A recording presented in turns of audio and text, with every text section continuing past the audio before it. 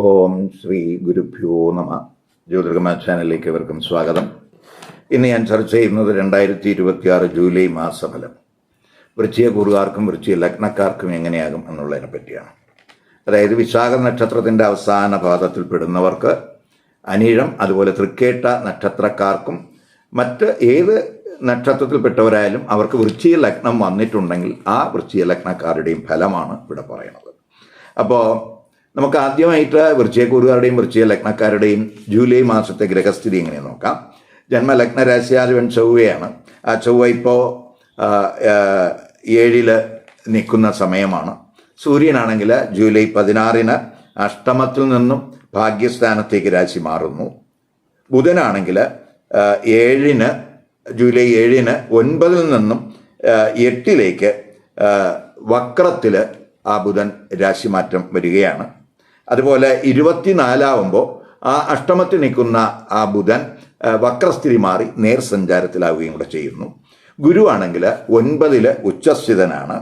ശുക്രൻ ജൂലൈ 4 9 നിന്നും 10 രാശി മാറുകയാണ്.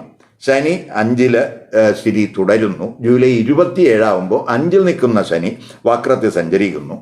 രാഹു 4 കേതു 10 സ്ഥിതി തുടരുന്നു. അപ്പോൾ ജൂലൈ മാസത്തിൽ 3 ഗ്രഹങ്ങൾ, ശുക്രൻ ബുധൻ സൂര്യൻ, ഈ 3 ഗ്രഹങ്ങൾക്കാണ് രാശിമാറ്റങ്ങൾ വരുന്നത്. അതേപോലെ അവസാനത്തെ വാരമാകുമ്പോൾ 2 ഗ്രഹങ്ങൾ, പ്രത്യേകിച്ച് ബുധൻ വക്രസ്ഥിതി മാറി നേർസഞ്ചാരത്തിലാവുന്നു. ശനി വക്രഗതിയിലാകുന്ന സമയമാണ്. ഇതാണ് ജൂലൈ മാസത്തെ ഗ്രഹസ്ഥിതിയുടെ പ്രത്യേകത. ഇപ്പം നമ്മൾ ഈ ഗോചര ഗ്രഹസ്ഥിതി അനുസരിച്ച് എങ്ങനെയായിരിക്കും വൃശ്ചികക്കൂറുകാരുടെയും വൃശ്ചിക ലഗ്നക്കാരുടെയും പൊതുവായിട്ടുള്ള ആരോഗ്യസ്ഥിതി എന്ന് നോക്കാം.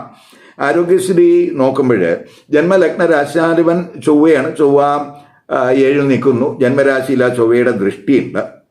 ഗുരുവും ജന്മരാശിയിൽ ദൃഷ്ടി ചെയ്യുന്ന സമയമാണ്. ഭാഗ്യസ്ഥാനത്തേക്കുന്ന ഗുരു ജന്മരാശിയിൽ ദൃഷ്ടി ചെയ്യുന്നുണ്ട്. അപ്പോൾ വലിയ ആരോഗ്യ പ്രശ്നങ്ങളില്ല. പ്രത്യേകിച്ച് ജന്മരാശിയാധിപൻ ജന്മരാശി ദൃഷ്ടി ചെയ്യുന്നു, ഗുരുവിൻ്റെ ദൃഷ്ടി ജന്മരാശിയിലുണ്ട്. അപ്പോൾ വലിയ ആരോഗ്യ പ്രശ്നങ്ങളില്ല. എങ്കിലും നമ്മൾ ആഹാരത്തിൽ അല്പം ശ്രദ്ധിക്കണം. പ്രത്യേകിച്ച് ഈ 2ാം ഭാവരാശിയിൽ ചൊവ്വയുടെ ദൃഷ്ടിയുണ്ട്. ആദ്യ പകുതി സൂര്യൻ്റെ ദൃഷ്ടിയുണ്ട്. അതുപോലെ ശനിയുടെ ദൃഷ്ടിയും 2 ഉണ്ട്. അപ്പോൾ നമുക്ക് ചിലർക്ക് അത് ആഹാരത്തിൽ ശ്രദ്ധിക്കണം. സ്റ്റൊമക്ക് റിലേറ്റഡ് ആയിട്ടുള്ള ഇഷ്യൂസൊക്കെ ചിലപ്പോൾ ഉണ്ടാകാം. മാത്രമല്ല ചിലർക്ക് ഈ ദന്ത സംബന്ധമായിട്ട് എന്തെങ്കിലും പ്രശ്നങ്ങൾ, അതുപോലെ വിഷൻ സംബന്ധമായിട്ട് എന്തെങ്കിലും പ്രയാസങ്ങൾ ചിലപ്പോൾ ഉണ്ടാകാം. അപ്പോൾ അവിടെ ഒരു ശ്രദ്ധ കൊടുക്കേണ്ടുന്ന സമയമാണ്. അതുപോലെ ചൊവ്വ 6ാം ഭാവാധിപനും കൂടെയാണ്. ആ 6ാം ഭാവാധിപനെ ചൊവ്വയാണ് 7 നിൽക്കുന്നത് എന്നുള്ളത് കൊണ്ട് ചിലപ്പോൾ ജീവിത പങ്കാളിക്ക് ചെറിയ ആരോഗ്യ പ്രശ്നങ്ങൾ ഉണ്ടായെന്നും കൂടെ വരാം. മാത്രമല്ല അഷ്ടമ ഭാവാധിപനായിട്ടുള്ള ബുധൻ ആദ്യ വാരം കഴിയുമ്പോൾ അഷ്ടമത്തിൽ വക്രത്തിലാണ് സഞ്ചരിക്കുന്നത് 23 വരെ. അപ്പോൾ അത് ചിലർക്ക് ലോവർ അബ്ഡമൻ റിലേറ്റഡ് ആയിട്ട് എന്തെങ്കിലുമൊക്കെ ഇഷ്യൂസ് ചിലർക്ക് ഉണ്ടാകാം. അവയിലും ഒരു കെയർ വേണം. പ്രത്യേകിച്ച് ബ്ലാഡർ റിലേറ്റഡ് ആയിട്ടുള്ള പ്രോബ്ലംസ് ഒക്കെ ചിലപ്പോൾ ഉണ്ടായെന്ന് വരാം. ഇനി നമുക്ക് തൊഴിൽ സ്ഥിതി എങ്ങനെ നോക്കാം. അപ്പോൾ ഈ തൊഴിൽ സ്ഥിതി നോക്കുമ്പോൾ 10ാം ഭാവാധിപൻ സൂര്യനാണ്. ആ സൂര്യൻ ആദ്യ പകുതി അഷ്ടമത്തിലാണ് നിൽക്കുന്നത്. 16 ആ സൂര്യൻ 9 രാശി മാറുന്നത്. ആ 10 കേതു ഉള്ള സമയമാണ്. പക്ഷേ ജൂലൈ 4 ഈ ശുക്രൻ 10 രാശി മാറുന്നു. ചൊവ്വയുടെ ദൃഷ്ടിയും 10 ഉള്ള സമയമാണ്. അപ്പം ആദ്യ വാരം പ്രത്യേകിച്ച് പൊതുവേ നമുക്ക് ഈ 10ാം ഭാവാധിപൻ 8 വരുമ്പോൾ ഒരു വർക്ക് പ്രഷർ അല്ലെങ്കിൽ വർക്ക് റിലേറ്റഡ് ആയിട്ടുള്ള ഇഷ്യൂസ് ചിലപ്പോൾ തൊഴിലിടത്തുണ്ടാകാൻ സാധ്യതയുണ്ട്. കാരണം സൂര്യൻ ആദ്യ വാരമൊക്കെ ആകുമ്പോൾ സൂര്യൻ സഞ്ചരിക്കുന്നത് രാഹുവിൻ്റെ നക്ഷത്രത്തിലാണ്. ഇപ്പോൾ രാഹു എന്ന് പറയുന്നത് സൂര്യൻ്റെ ശത്രു ഗ്രഹമാണ്. അപ്പോൾ രാഹുവിൻ്റെ നക്ഷത്രത്തിൽ, തിരുവാതിര നക്ഷത്രത്തിലൂടെ സൂര്യൻ സഞ്ചരിച്ച് പോകുമ്പോൾ സ്വാഭാവികമായിട്ട് ഈ വർക്കിൽ എന്തെങ്കിലും തൊഴിലിടത്ത് എന്തെങ്കിലും ട്രബിൾ ആദ്യത്തെ വാരം അവിടെ ഒന്ന് ശ്രദ്ധിക്കണം. അത് കഴിയുമ്പോൾ പോസിറ്റീവ് ആയിട്ടുള്ള മാറ്റങ്ങൾ തൊഴിലിടത്ത് പ്രതീക്ഷിക്കാം. 16 ഈ 10ാം ഭാവാധിപനായിട്ടുള്ള സൂര്യൻ ഭാഗ്യസ്ഥാനത്ത് ഗുരു ഗുരുവുമായിട്ട് യോഗം ചെയ്യുന്നുണ്ട്. ഗുരു ഭാഗ്യസ്ഥാനത്ത് ഉച്ചസ്ഥിതനാണ്. അപ്പോൾ അത് തൊഴിലിൽ നമുക്ക് ഭാഗ്യനേട്ടങ്ങൾ ഉണ്ടാക്കും. ഇപ്പോൾ പ്രൊമോഷനൊക്കെ കാത്തിരിക്കുന്നവർക്കൊക്കെ അനുകൂല സാഹചര്യമാണ്. ആദ്യവാരമൊക്കെ കഴിയുമ്പം തന്നെ അതിൻ്റെ ലക്ഷണങ്ങൾ കണ്ടു തുടങ്ങും. നമുക്ക് പ്രൊമോഷൻ വന്ന കാലതാമസം, തടസ്സങ്ങൾ ഇവയൊക്കെ മാറുന്നതിന് സാധ്യതയുണ്ട്. പൊതുവേ നമുക്ക് വർക്കിലൊക്കെ സുഖാനുഭവം ഉണ്ടാകും. അതുപോലെ ജീവിത പങ്കാളിക്കും ചിലപ്പോൾ തൊഴിൽ നേട്ടങ്ങൾ ഉണ്ടാകാവുന്ന സമയവും കൂടെയാണ് എന്ന് മനസ്സിലാകുക. പ്രത്യേകിച്ച് 7ാം ഭാവാധിപനായിട്ടുള്ള ശുക്രൻ കർമ്മസ്ഥാനത്തേക്ക് വരികയാണ്. അപ്പോൾ ജീവിത പങ്കാളിക്ക് ചിലപ്പോൾ തൊഴിലിൽ നേട്ടം, അല്ലെങ്കിൽ ജീവിത പങ്കാളിക്ക് തൊഴിലില്ല എങ്കിൽ അവർക്ക് തൊഴിൽ കിട്ടാനുള്ളൊരു സാഹചര്യങ്ങളൊക്കെ കാണുന്നുണ്ട്. അപ്പോൾ തൊഴിലിടത്ത് പൊതുവേ നമ്മൾ ഈ ഡിപ്ലോമാറ്റിക് ആയിട്ട്, ഇപ്പോൾ ശുക്രൻ്റെയൊക്കെ സ്ഥിതി അവിടെ വരുമ്പോൾ അല്പം ഡിപ്ലോമാറ്റിക് ആയിട്ട് നമുക്ക് കാര്യങ്ങളൊക്കെ കൈകാര്യം ചെയ്യാൻ കഴിയുന്നുണ്ട്. അതൊക്കെ നമുക്ക് മേലുദ്യോഗസ്ഥരുടെയൊക്കെ പ്രീതി കിട്ടുന്നതിനും തൊഴിലിൽ ഗുണാനുഭവം ഉണ്ടാകുന്നതിനും ഒക്കെ വഴിതെളിക്കും. അതുപോലെ ചിലർക്ക് ഈ തൊഴിലുമായിട്ട് ബന്ധപ്പെട്ടൊക്കെ ചിലപ്പോൾ ഉയർന്ന പഠനത്തിനോ അല്ലെങ്കിൽ തൊഴിലുമായിട്ട് ബന്ധപ്പെട്ട എന്തെങ്കിലും ട്രെയിനിങ്ങിനൊക്കെ വേണ്ടി ചിലപ്പോൾ ദൂരസ്ഥലത്തേക്ക് പോകാനൊക്കെ സാധ്യതയുള്ള സമയം കൂടെ കാണുന്നു. വിദേശത്ത് ചിലപ്പോൾ ദൂരസ്ഥലത്തേക്കോ അല്ലെങ്കിൽ വിദേശത്തേക്കോ ചിലപ്പോൾ അത് തൊഴിലുമായിട്ട് ബന്ധപ്പെട്ട യാത്രകൾക്കും സാധ്യത കാണുന്നു. തൊഴിൽ അന്വേഷകർക്ക് പൊതുവെ ആദ്യ പകുതി കഴിയുമ്പോൾ വളരെ അനുകൂലമായ സമയമാണ്. അതുപോലെ തൊഴിൽ ലഭിക്കുന്നതിനൊക്കെ സാധ്യത കാണുന്നുണ്ട്. അപ്പോൾ വിദേശത്ത് തൊഴിൽ അന്വേഷിക്കുന്നവർക്ക് അവസാനത്തെ പകുതി വളരെ അനുകൂലമായിട്ടുള്ള സമയമാണ്. പ്രത്യേകിച്ച് കർമ്മഭാവാധിപൻ ഭാഗ്യസ്ഥാനത്ത് വരുന്നു. ഭാഗ്യസ്ഥാനത്ത് ഗുരു ഉച്ചസ്ഥിതനായിട്ട് നിൽക്കുന്നു. പൊതുവെ കരിയർ തലത്തിൽ ഭാഗ്യാനുഭവത്തിൻ്റെ മാസം എന്ന് തന്നെ പറയാം. ഇനി നമുക്ക് ബിസിനസ്സുകാരുടെ സ്ഥിതി എങ്ങനെയാണ് നോക്കാം. ബിസിനസ്സുകാരെ സംബന്ധിച്ചിടത്തോളം ശുക്രൻ്റെ 10ലേക്കുള്ള മാറ്റം ഗുണം ചെയ്യും. പ്രത്യേകിച്ച് 7ാം ഭാവാധിപനാണ് ആ 10ലേക്ക് മാറുന്നത്. അതുപോലെ ജന്മലഗ്ന രാശ്യാധിപനായിട്ടുള്ള ചൊവ്വ 7ൽ തന്നെ സ്ഥിതി ചെയ്യുന്നുണ്ട്. അപ്പോൾ നമുക്ക് ബിസിനസ്സിലൊക്കെ കോമ്പറ്റീറ്റീവ് സ്പിരിറ്റൊക്കെ കൂടാൻ സാധ്യതയുണ്ട്. പാർട്ട്ണർഷിപ്പ് ബിസിനസ്സിൽ ചിലപ്പോൾ ഈ പാർട്ട്നേഴ്സിനിടയിൽ ചെറിയ അഭിപ്രായ വ്യത്യാസങ്ങളൊക്കെ ഉണ്ടായെന്ന് വരാം. കാരണം ചൊവ്വ എന്ന് പറയുന്നത് 6ാം ഭാവാധിപനും കൂടെയാണ്, 7ൽ നിൽക്കുകയാണ്. അപ്പോൾ ഈ പാർട്ട്ണർഷിപ്പ് ബിസിനസ്സിൽ പാർട്ട്നേഴ്സിനിടയിൽ ചിലപ്പോൾ തെറ്റിദ്ധാരണകൾ, അഭിപ്രായ വ്യത്യാസങ്ങളൊക്കെ ഉണ്ടാകാം. പ്രത്യേകിച്ച് അവിടെ ശനിയുടെ ദൃഷ്ടിയും കൂടെ ചൊവ്വയിൽ വരികയാണ്. അപ്പോൾ അവിടെ നമ്മൾ ഒന്ന് ശ്രദ്ധിക്കുക. ഇപ്പോൾ ബിസിനസ്സിൽ എന്തെങ്കിലുമൊക്കെ അഭിപ്രായ വ്യത്യാസങ്ങൾ ഉണ്ടാകുകയാണെങ്കിൽ അത് കഴിവതും പരിഹരിച്ച് പോകാനുള്ളൊരു ശ്രമം വേണം. അങ്ങനെയൊക്കെ പോയാൽ ബിസിനസ് വളരെ സ്മൂത്താകും. അതുപോലെ തന്നെ ബിസിനസ് കാരകനായിട്ടുള്ള ബുധൻ വക്രത്തിൽ സഞ്ചരിക്കുന്ന സമയവും കൂടെയാണ്. അപ്പോൾ ബിസിനസ് റിലേറ്റഡ് ആയിട്ട് കഴിവതും നമ്മൾ എന്തെങ്കിലുമൊക്കെ തീരുമാനം എടുക്കുമ്പോൾ വളരെ ശ്രദ്ധിച്ച് വേണം അത്തരത്തിലുള്ള തീരുമാനം എടുക്കാൻ. അതുപോലെ തന്നെ ബിസിനസ് കമ്മ്യൂണിക്കേഷന് ശ്രദ്ധ വേണം. ബിസിനസ് മാനേജ്മെൻറ്റിലൊക്കെ തന്നെ ശ്രദ്ധിക്കേണ്ടുന്ന സമയമാണ്. പ്രത്യേകിച്ച് ബിസിനസ് മാനേജ്മെൻറ്റിൻ്റെയൊക്കെ ഗ്രഹമാണ് വക്രത്തിൽ സഞ്ചരിക്കുന്നത്. അതുപോലെ ബിസിനസ് റിലേറ്റഡ് ആയിട്ട് നമുക്ക് എന്തെങ്കിലുമൊക്കെ രേഖകൾ നമ്മൾ ആ രേഖകളിൽ എന്തെങ്കിലുമൊക്കെ എറർ വന്നിട്ടുണ്ടോ എന്ന് കൂടെ നമ്മൾ ശ്രദ്ധിക്കണം. അതുപോലെ തന്നെ ഇപ്പോൾ ഈ ആഡിറ്റിങ്, അതുപോലെ ഈ അക്കൗണ്ടിങ് റിലേറ്റഡ് ആയിട്ടുള്ള വർക്ക് ചെയ്യുന്നവർക്ക് ഒക്കെ തന്നെ ചിലപ്പോൾ ഈ അക്ഷമ രാശിയിലൊക്കെ ബുധൻ വക്രത്തിൽ സഞ്ചരിക്കുമ്പോൾ എന്തെങ്കിലുമൊക്കെ എറർ വരാൻ സാധ്യതയുണ്ട്. അവിടെ ഒന്ന് ശ്രദ്ധിക്കുക. വിദേശ വിപണനം നടത്തുന്നവർക്ക് വലിയ പ്രശ്നങ്ങൾ കാണുന്നില്ല. ഇനി വിദ്യാർത്ഥികൾക്ക്, ഇപ്പോൾ വിദ്യാർത്ഥികളെ സംബന്ധിച്ചിടത്തോളം വിദ്യാകാരകനായിട്ടുള്ള ബുധൻ വക്രത്തിൽ സഞ്ചരിക്കുന്നു 23 വരെ. അത് അഷ്ടമത്തിലാണ്. ജൂലൈ 7-ന് ബുധൻ അഷ്ടമ ഭാവാധിപനും കൂടെയാണ്. അഷ്ടമത്തിൽ വക്രത്തിൽ സഞ്ചരിക്കുന്നു. എങ്കിലും 2ഉം 5ഉം ഭാവാധിപനായിട്ടുള്ള ഗുരു ഭാഗ്യസ്ഥാനത്ത് ഉച്ചസ്ഥിതനാണ് എന്നുള്ളത് വളരെ അനുകൂലമായിട്ടുള്ള ഒരു ഗ്രഹസ്ഥിതിയാണ്. ഇപ്പോൾ ജന്മലഗ്ന രാശിയിലൊക്കെ തന്നെ അതുപോലെ 3-ൽ അതുപോലെ 5-ലും ഒക്കെ തന്നെ ആ ഗുരുവിൻ്റെ ദൃഷ്ടി ഉള്ള സമയം കൂടിയാണ്. അപ്പോൾ പഠനത്തിലൊക്കെ നമുക്ക് ഫോക്കസ് കൂടും. പൊതുവേ നമ്മുടെ വിദ്യാർത്ഥികൾ അവരുടെ ടാലൻറ്റ്, അവരുടെ മെമ്മറി പവർ ഒക്കെ കൂടാൻ സാധ്യതയുള്ള സമയമാണ്. ഇപ്പം പ്രത്യേകിച്ച് ഈ പുത്തൻ കോഴ്സുകൾക്കൊക്കെ അഡ്മിഷന് കാത്തിരിക്കുന്നവർക്ക് അഡ്മിഷനൊക്കെ സാധ്യമാകും. പ്രത്യേകിച്ച് 5ാം ഭാവരാശിയിൽ ശനിയൊക്കെ നിൽക്കുകയാണെങ്കിൽ ആ ശനിയുടെ സ്ഥിതി കൊണ്ടുണ്ടാകുന്ന ദോഷങ്ങളൊക്കെ 5ാം ഭാവാധിപനായിട്ടുള്ള ഗുരുവിൻ്റെ 5ലെ ദൃഷ്ടി കൊണ്ട് മാറും. അത് മാത്രമല്ല 5ാം ഭാവാധിപൻ 5ൻ്റെ 5ൽ ഉച്ചസ്ഥിതനായിട്ട് നിൽക്കുന്ന സമയവും കൂടെയാണ്. അപ്പോൾ പൊതുവേ അത് പഠനത്തിന്, അതുപോലെ അഡ്മിഷനൊക്കെ അനുകൂല സാഹചര്യങ്ങൾ ഉണ്ടാക്കും. ഹയർ എഡ്യൂക്കേഷനൊക്കെ ആഗ്രഹിക്കുന്നവർക്കും വളരെ അനുകൂല സമയമാണ്. പൊതുവെ പഠിതാക്കൾക്ക് ഒരു ഡിവൈൻ ബ്ലെസ്സിങ്സ് കിട്ടാവുന്ന സമയവും കൂടെയാണ് എന്നും കൂടെ മനസ്സിലാക്കുക. 5ാം ഭാവാധിപൻ ഭാഗ്യസ്ഥാനത്ത് നിൽക്കുന്നു. 5ലേക്ക് ആ ഗുരുവിൻ്റെ ദൃഷ്ടിയുണ്ട്. അതേസമയം അഷ്ടമഭാവാധിപനായിട്ടുള്ള ബുധൻ അഷ്ടമത്തിൽ വക്രത്തിൽ സഞ്ചരിക്കുന്നു എന്നുള്ളത് കൊണ്ട് നമ്മൾ ഈ റിസർച്ച് റിലേറ്റഡ് ആയിട്ടുള്ള കോഴ്സുകൾ ചെയ്യുന്നവരെ സംബന്ധിച്ചിടത്തോളം അവർക്ക് എന്തെങ്കിലുമൊക്കെ ഒരു മെല്ലപ്പോക്ക് അവിടെ ആദ്യത്തെ ഒരു 3 വാരത്തിൽ കാണുന്നുണ്ട്. അവസാനത്തെ വാരമൊക്കെ ആകുമ്പോൾ ആ 8-ാം ഭാവാധിപനായിട്ടുള്ള ബുധൻ നേർസഞ്ചാരത്തിൽ വരുന്നുണ്ട്. അപ്പോൾ നമുക്ക് നമ്മുടെ റിസർച്ച് റിലേറ്റഡ് ആയിട്ടുള്ള പ്രവർത്തനങ്ങളൊക്കെ അവലോകനം ചെയ്ത് അതിലെന്തെങ്കിലുമൊക്കെ വീഴ്ചകൾ വന്നിട്ടുണ്ടോ എന്ന് കറക്റ്റ് ചെയ്ത് പോകേണ്ടുന്ന സമയമാണ്. അവസാനത്തെ വാരമാകുമ്പോൾ ആ കറക്ഷനൊക്കെ നമുക്ക് ഫലവത്താകും. അപ്പം അത് നമുക്ക് ആ റിസർച്ച് റിലേറ്റഡ് ആയിട്ടുള്ള വർക്കിനൊക്കെ വളരെ ഗുണാനുഭവം ഉണ്ടാകും. ഡീപ്പ് നോളജ് ആ വിഷയത്തിലൊക്കെ നമുക്ക് കിട്ടാവുന്ന സമയവും കൂടെയാണ് എന്ന് മനസ്സിലാക്കുക. അപ്രതീക്ഷിതമായിട്ടുള്ള മാറ്റങ്ങൾ പ്രത്യേകിച്ച് ഗവേഷകർക്ക് അവസാനത്തെ വാരം ഉണ്ടാകും എന്ന് തന്നെ മനസ്സിലാക്കുക. കമ്മ്യൂണിക്കേഷൻ സ്കില്ലൊക്കെ വളരെ ശക്തമാകുന്ന സമയമായിരിക്കും ബുധനൊക്കെ നേർസഞ്ചാരത്തിൽ വരുമ്പോൾ. ഇനി നമുക്ക് ധനസ്ഥിതി. ഇപ്പോൾ ധനസ്ഥിതി നോക്കുമ്പോൾ ധനഭാവാധിപനും ധനകാരകനും എന്ന് പറയുന്നത് ഗുരുവാണ്. ഈ ഗുരു ഭാഗ്യസ്ഥാനത്ത് ഉച്ചസ്ഥിതനായിട്ട് നിൽക്കുകയാണ്.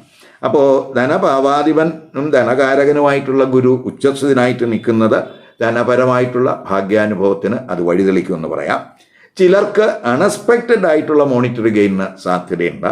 ഇപ്പോൾ കുടുംബ ബിസിനസ് ചെയ്യുന്നവർ, പ്രത്യേകിച്ച് ഈ സ്പെക്കുലേറ്റീവ് ബിസിനസ്സുകാർക്ക്, ഓഹരി വിപണിയിൽ പ്രവർത്തിക്കുന്നവർക്ക്, അവർക്കൊക്കെ തന്നെ അവർ പ്രതീക്ഷിക്കാത്ത രീതിയിലുള്ള ചില ഗുണാനുഭവം അവർക്കുണ്ടാകും. അതേസമയം നമ്മൾ ഈ 2-ാം ഭാവാധിപൻ ഭാവത്തിൻ്റെയൊക്കെ അഷ്ടമത്തിലാണ് വരുന്നു എന്നുള്ളത് കൊണ്ട് നമ്മൾ മണി ട്രാൻസാക്ഷനിലൊക്കെ ഒരു കെയർ കൊടുക്കണം. പ്രത്യേകിച്ച് ഈ പണമൊക്കെ കടം കൊടുക്കുന്നവരെ സംബന്ധിച്ചിടത്തോളം അവർക്കൊക്കെ ഒരു ജാഗ്രത വേണ്ടുന്ന സമയമാണ്. അതുപോലെ അശ്രദ്ധ കൊണ്ട് പണം നഷ്ടപ്പെടാതിരിക്കാനും ശ്രദ്ധിക്കണം. അപ്പോൾ പണപരമായിട്ട് നമ്മൾ എന്ത് തീരുമാനം എടുക്കുമ്പോഴും നമുക്ക് വളരെ കെയർ വേണ്ടുന്ന സമയമാണ്. പ്രത്യേകിച്ച് 2-ലൊക്കെ ആ ബുധൻ്റെ ദൃഷ്ടി ആദ്യത്തെ 3 വാരം അത് വക്ര ബുധനാണ്. അപ്പം വക്ര ബുധനാണ് ദൃഷ്ടി ചെയ്യുന്നു എന്നുള്ളത് കൊണ്ട് നമ്മൾ എടുക്കുന്ന തീരുമാനം കറക്റ്റ് ആകണമെന്നില്ല. അതുകൊണ്ട് കഴിവതും പണപരമായിട്ടുള്ള പ്രധാനപ്പെട്ട തീരുമാനങ്ങൾ അവസാനത്തെ വാരം എടുക്കുന്നതാണ് നല്ലത്. ഇനി നമുക്ക് വിവാഹം, ദാമ്പത്യബന്ധം, കുടുംബജീവിതം എങ്ങനെ നോക്കാം. ഇപ്പോൾ ജന്മലഗ്ന രാശിയാധിപനായിട്ടുള്ള ചൊവ്വ 7 നിൽക്കുന്ന സമയമാണ്. അപ്പോൾ വിവാഹ ആലോചനകൾ ഉണ്ടാകാം. അതുപോലെ ജന്മരാശിയിൽ ഗുരുവിൻ്റെ ദൃഷ്ടിയുണ്ട്. അതും കൂടെ നമുക്ക് പോസിറ്റീവായിട്ടുള്ള ഒരു സ്ഥിതിയാണ്. അതുപോലെ തന്നെ ചൊവ്വ 6-ാം ഭാവാധിപനും കൂടിയാണ് എന്നുള്ളത് കൊണ്ട് 6-ാം ഭാവാധിപനായിട്ടുള്ള ചൊവ്വയാണ് 7 നിൽക്കുന്നത് എന്നുള്ളത് കൊണ്ട് ചിലർക്ക് ബന്ധുക്കളിൽ നിന്ന് തന്നെ ചിലപ്പോൾ വിവാഹ ആലോചനകൾക്ക് സാധ്യത കാണുന്നുണ്ട്.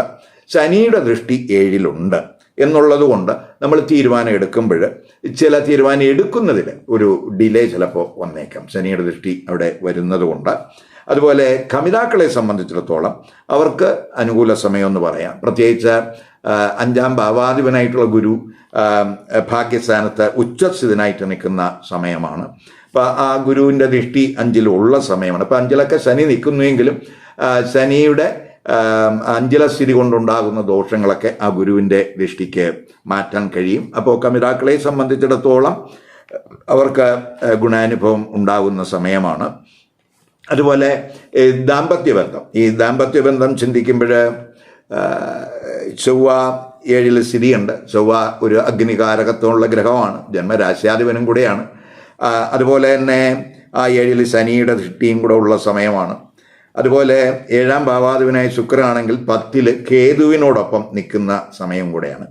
അപ്പോൾ ചിലപ്പോൾ ഈ സമയത്തൊക്കെ ജീവിത പങ്കാളിക്ക് എന്തെങ്കിലും തൊഴിൽ നേട്ടം ഉണ്ടാകാം. ജീവിത പങ്കാളിക്ക് ഇല്ലാത്ത ജീവിത പങ്കാളിക്ക് തൊഴിലിനുള്ള സാധ്യതയൊക്കെ കാണുന്നുണ്ട്. അതേസമയം ജീവിത പങ്കാളിയുമായിട്ടുള്ള കമ്മ്യൂണിക്കേഷനിലൊക്കെ ഒരു ശ്രദ്ധ വേണം.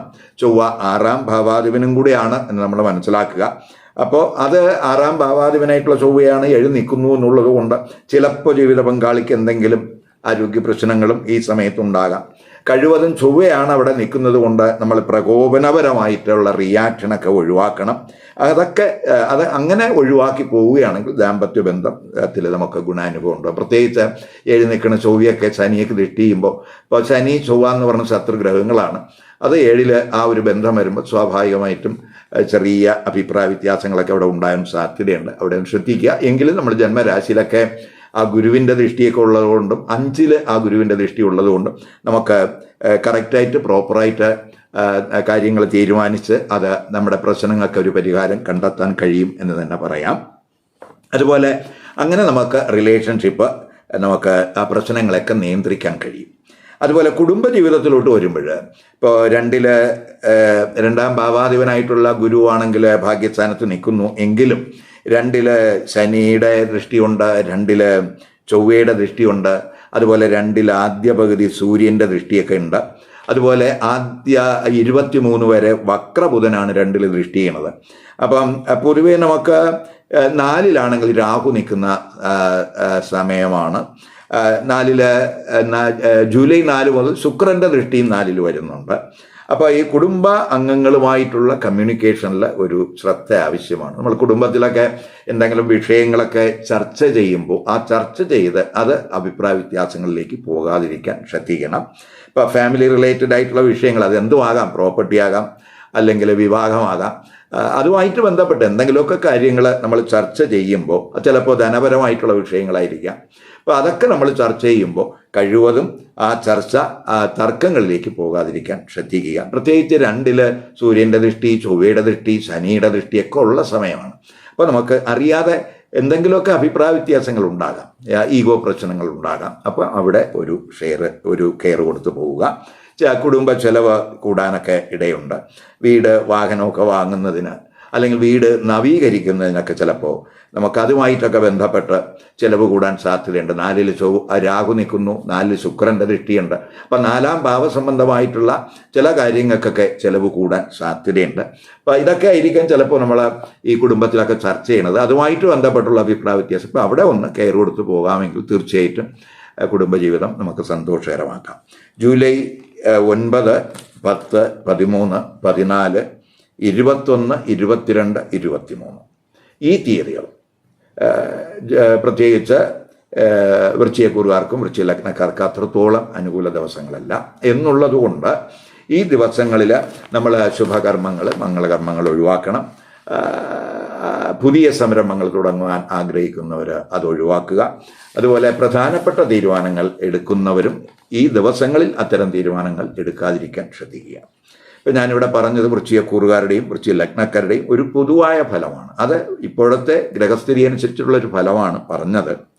അത് ഏത് നക്ഷത്രക്കാരായാലും അവരുടെ ലഗ്നം വൃശ്ചിക ലഗ്നമാണെങ്കിൽ തീർച്ചയായിട്ടും ഈ പൊതുഫലം അവരുടെ ആ കൂറിൻ്റെ ഫലത്തെ ബാധിക്കാൻ സാധ്യതയുണ്ട് എന്നും കൂടെ മനസ്സിലാക്കുക. അപ്പോൾ ഏത് നക്ഷത്രക്കാരായാലും വൃശ്ചിക ലഗ്നം അവർക്ക് വന്നിട്ടുണ്ടെങ്കിൽ ആ കൂറിൻ്റെ ഫലത്തോടൊപ്പം ഈ ലഗ്നഫലവും കൂടെ അവർ കേൾക്കണം. അപ്പോൾ വൃശ്ചികക്കൂറുകാരെ സംബന്ധിച്ചിടത്തോളം എല്ലാവർക്കും വൃശ്ചിക ലഗ്നം വരണമെന്നില്ല, മറ്റ് ലഗ്നരാശികൾ വരാം. അപ്പോൾ വൃശ്ചിക ലഗ്നം അല്ലാതെ മറ്റ് ലഗ്നരാശിയിൽ വന്നിട്ടുള്ള വൃശ്ചികക്കൂറുകാരെ സംബന്ധിച്ചിടത്തോളം അവരുടെ ലഗ്നരാശി ഏതാണെന്നറിഞ്ഞ് ആ ലഗ്നരാശിയായിട്ട് ബന്ധപ്പെട്ട് പറയുന്ന ഫലം ഈ കൂറിൻ്റെ ഫലത്തോടൊപ്പം കമ്പൈൻ ചെയ്ത് കേട്ടാലേ അവർക്ക് ഈ ജൂലൈ മാസത്തെ ഗോചര ഗ്രഹസ്ഥിതി അനുസരിച്ചുള്ള ഒരു പൊതുഫലം കൃത്യമായിട്ട് കിട്ടുകയുള്ളൂ. മാത്രമല്ല നമ്മൾ നമ്മൾ കൂറിൻ്റെ ഫലം എന്ന് പറയുന്നത് അല്പം സ്ഥൂലമാണ്. അത് സൂക്ഷ്മമാകണമെന്നില്ല, കൃത്യമാകണമെന്നില്ല. അപ്പോൾ അതിനൊരു കൃത്യത വരുന്നത് ആ കൂറുകാർക്ക് ഏത് ലഗ്നരാശിയാണ് വന്നിട്ടുള്ളത് ആ ലഗ്നഫലം കൂടെ കേൾക്കുമ്പോഴാണ്. അതുപോലെ തന്നെ നമ്മൾ ഈ പൊതുഫലത്തിൽ നമ്മൾ ഇപ്പോഴത്തെ ഗ്രഹസ്ഥിതി അനുസരിച്ചുള്ള ഫലമാണ് പറഞ്ഞത്. പക്ഷേ ജാതകത്തിൽ അവർക്ക് ഏത് ദശ നടക്കുന്നു, ഏത് ഗ്രഹത്തിൻ്റെ അപകാരം നടക്കുന്നു, ഏത് ഗ്രഹത്തിൻ്റെ ഛിദ്രം നടക്കുന്നു, അത് ജാതകത്തിൽ നോക്കി നമ്മൾ മനസ്സിലാക്കേണ്ട കാര്യമാണ്. അപ്പോൾ ഇപ്പം നടക്കുന്ന ദശ, അപകാരം, ഛിദ്രം ഒക്കെ തന്നെ ഈ പൊതുഫലത്തെ സ്വാധീനിക്കും. അതൊക്കെ നമ്മൾ ജാതക നിരീക്ഷണത്തിലൂടെ മാത്രം മനസ്സിലാക്കേണ്ടുന്ന കാര്യമാണ് എന്ന് അറിയുക. ഈ വീഡിയോ ഇഷ്ടപ്പെട്ടുവെങ്കിൽ ലൈക്ക് ചെയ്യുക, ഷെയർ ചെയ്യുക. അതുപോലെ സബ്സ്ക്രൈബ് ചെയ്യാത്തവർ സബ്സ്ക്രൈബ് ചെയ്ത് കാണുക. മറ്റൊരു പുതിയ വിഷയമായി അടുത്ത വീഡിയോയിൽ കാണാം. നമസ്കാരം.